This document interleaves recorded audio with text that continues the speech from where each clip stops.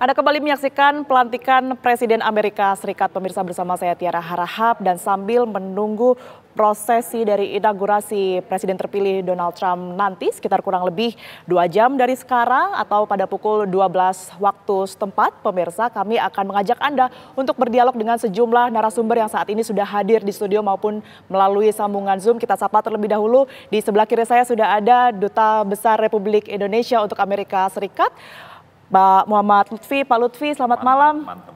Mantan Duta Besar, baik.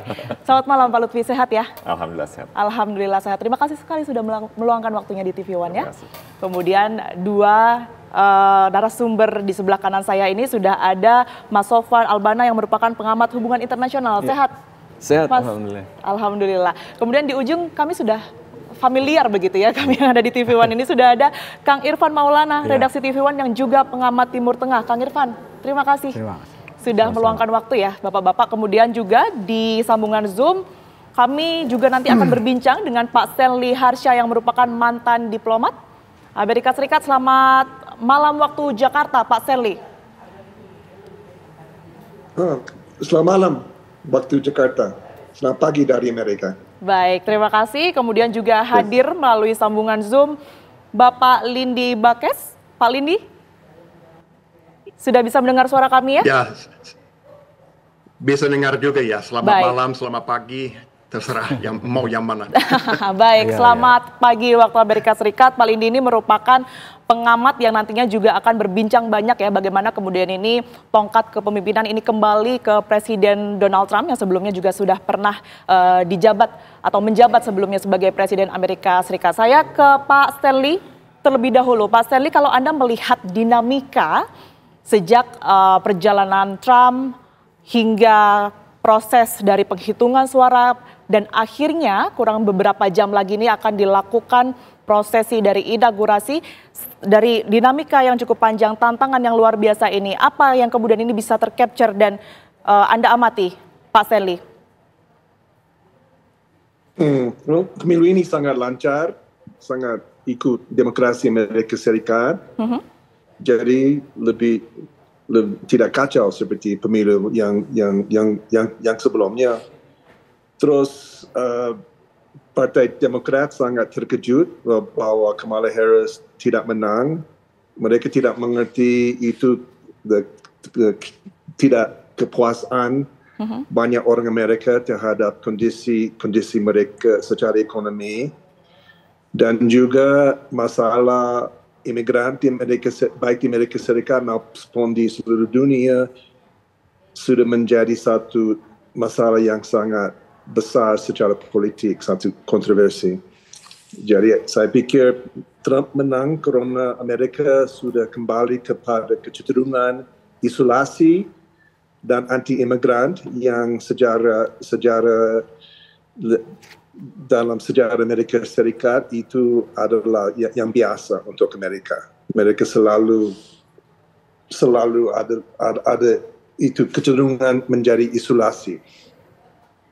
Baik, tapi kalau kita melihat memang selalu ya dari tahun ke tahun atau setiap periode ini akan selalu diwarnai dengan aksi para pendukung yang kemudian ini memiliki suara yang bertolak belakang. Kalau kali ini Pak Stanley, ini mereka menyuarakan berkaitan dengan permasalahan hak-hak reproduksi, kemudian juga imigrasi dan lain sebagainya. Anda memandang ini seperti apa, Pak Stanley?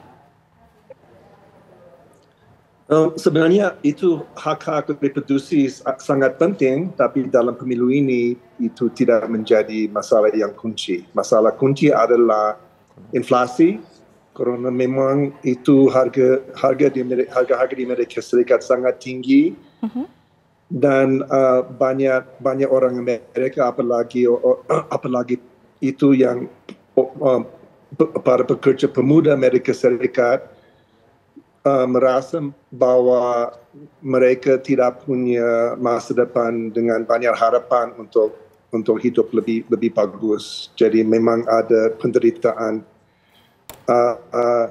Terus imigrasi adalah sesuatu, itu pembatasan terhadap imigrasi adalah sesuatu yang dikhawatirkan oleh banyak orang Amerika baik orang Republikan maupun orang Demokrat. Baik, saya bergeser ke... Jadi, baik, silakan lanjut. Ya. Silakan, Pak Stanley. Tidak. Ya, silakan Pak Stanley. Enggak. Itu aja. Baik, kami sudah tangkap poinnya. Kemudian kami bergeser ke Pak Lindi terlebih dahulu. Pak Lindi, tadi sudah disebutkan ya satu poin yang kemudian ini menjadi kekhawatiran beberapa warga di Amerika Serikat. Ini berkaitan dengan permasalahan imigrasi. Kalau sebelumnya dikatakan bahwa ada sedikit kelonggaran begitu pada kepemimpinan Joe Biden, pada saat Trump kembali menjabat, ini akan bahkan dikatakan 2 kali, 3 kali lipat diperketat. Anda memotret ini seperti apa, Pak Lindi? Sebetulnya ini sangat terkait dengan dari Demokrat dan dari Republikan, khususnya memang dalam waktunya 20, 30, 40 tahun terakhir ini itu makin tegang antara satu kutub dengan yang lainnya. Dan Donald Trump itu sendiri memang dia tidak mengindahkan kebiasaan baik dari seginya sosial maupun dari seginya politik, tapi sepertinya dia siap untuk melanggar semua ekspektasi atau kebiasaan yang tidak tertulis secara hukum. Sepertinya waktu pelantikan 4 tahun yang lalu dia tidak hadir waktu Biden dilantik. Sekarang ini memang agak aneh, memang Biden dia secara lemah lembut dia menyambutnya dan lain sebagainya seperti biasa, maupun memang kritikannya yang dilempar kepada Biden, kepada Kamala Harris, kepada siapa saja, bukan hanya Demokrat tapi juga Republikan dari Donald Trump, dia siap untuk memang bisa dikatakan kacaukan segalanya asal itu memang bisa sampai tujuannya dia, dan seperti tata kesopanannya, tata acaranya yang biasa, yang tidak tertulis, dia cuek pada itu. Nah, saya rasa itu bikin segalanya tegang sekarang ini, dan orang sangat tidak tahu dan tidak tahu apa yang akan dia akan lakukan. Ini menyinggung masalah imigrasi, ini menyinggung masalah tarif dan pajaknya yang akan mungkin dia taruhkan kepada ekonominya, yang mungkin bisa membuat inflasinya meninggi lebih dari sekarang ini. Dan ada banyak hal yang sangat tidak ada yang tahu, termasuk di dalam partainya dia sendiri, apa yang akan dia lakukan. Dan justru itu yang bikin ini lain dari yang lainnya. Donald Trump dia singular. Dia tidak ada yang seperti dia sebelumnya. Baik, berbicara mengenai sosok dari Donald Trump, begitupun juga kepemimpinannya di tahun 2025 mendatang, begitu Pak Lindi. Ini kan tidak terlepas dari siapa saja yang kemudian ini membantu pemerintahan tersebut, termasuk ada list bocoran dari menteri-menterinya yang akan turut membantu. Nah, ini seperti apa Anda memetakan nama-nama yang sudah keluar ini, Pak Lindi? Saya rasa itu memang sama ya. Dia sudah pilih orang yang sepertinya pengalamannya tidak banyak sesuai dengan orang yang biasanya melamarkan diri pada posisinya atau yang akan terpilih dalam posisinya. Tapi itu lebih cenderung pada orang yang Donald Trump sendiri percayai, dan di mana dia dan orang yang pendukungnya sebelumnya. Jadi sepertinya dia ada semacam kelompok yang dia kumpulkan di sana yang akan loyal, yang akan setia terhadap dia.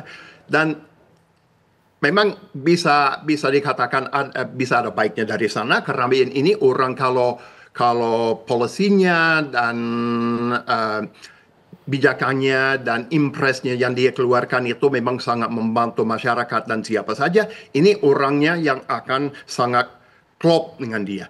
Tapi kalau dia juga memang bisa liar atau bisa sesuatu yang tidak diharapkan atau apa yang ya, kita harus ingat 4 tahun yang lalu pada tanggal 6 Januari mengenai kerusuhan dan lain sebagainya. Nah, kalau dia lakukan sesuatu yang tidak diharapkan atau tidak terduga atau orang tidak tahu, baik di dalam negeri maupun luar negeri, orang ini cenderung tidak akan melawan dia, tidak akan ya pasti akan setia terhadap apa yang dia harapkan. Nah, justru itu yang bikin orang agak gelisah. Baik di dalam partainya dia maupun apalagi memang Demokrat dan lain sebagainya. Tapi masyarakat sangat haus akan semacam perubahan, baik dari sosialnya maupun dari ekonominya. Jadi ya memang ini semuanya susah dijawab akan terjadi seperti apa ke depannya. Baik, itu tadi prediksi ya dari pengamat politik Lindi Bakes. Kita akan lanjutkan perbincangan kita yang akan semakin menarik menjelang prosesi dari inaugurasi Presiden Amerika Serikat, pemirsa. Tetaplah bersama kami di pelantikan Presiden Amerika Serikat.